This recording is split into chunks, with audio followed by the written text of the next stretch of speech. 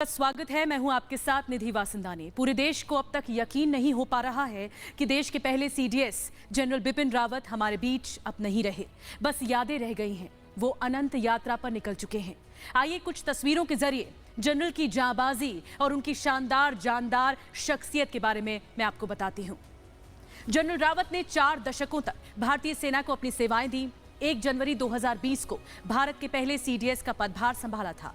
1978 में जब जनरल रावत सिर्फ 20 साल के युवा थे, तब वो गोरखा राइफल्स में शामिल हुए। फिर दिसंबर 2016 में 27वें थल सेना प्रमुख बने। वो ऊंचाई पर जंग लड़ने के एक्सपर्ट रहे और इसीलिए 2016 में उरी हमले के बाद पाकिस्तान पर उनके नेतृत्व में भारत की ओर से की गई सर्जिकल स्ट्राइक उनके मास्टर स्ट्रोक में शामिल थी। पुलवामा हमले के बाद 2019 की सर्जिकल स्ट्राइक पर भी बड़ी स्ट्रैटेजी उन्होंने बनाई थी।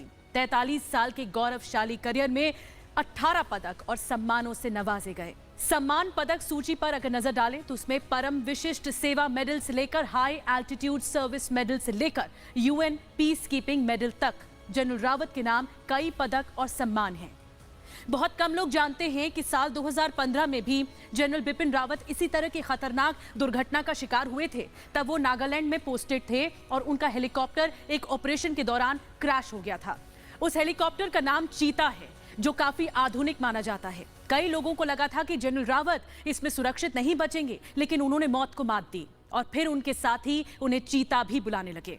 तमिलनाडु के वेलिंगटन में स्थित जिस डिफेंस सर्विस स्टाफ कॉलेज में सीडीएस लेक्चर देने जा रहे थे, वो दुनिया के सबसे प्रतिष्ठित सैन्य ट्रेनिंग संस्थानों में से एक है, जहां भारतीय सेना के तीनों अंगों के अधिकारियों को ट्रेनिंग दी जाती है।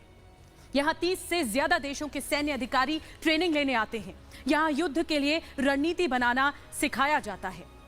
पाकिस्तान ने भी सीडीएस जनरल बिपिन रावत और उनकी पत्नी और हेलीकॉप्टर क्रैश में सभी के निधन पर शोक व्यक्त किया है। पाकिस्तान के chairman joint chief of staff committee lieutenant general Nadeem Raza, army chief general Qamar Javed Bajwa ने शोक जताया है। अमेरिकी दूतावास ने, रूस के राजदूत निकोले कुदाशेव ने, इजराइल के रक्षा मंत्री बेनी गेंट्स ने, सबने एक सुर में कहा कि हमने सच्चा साथी खो दिया।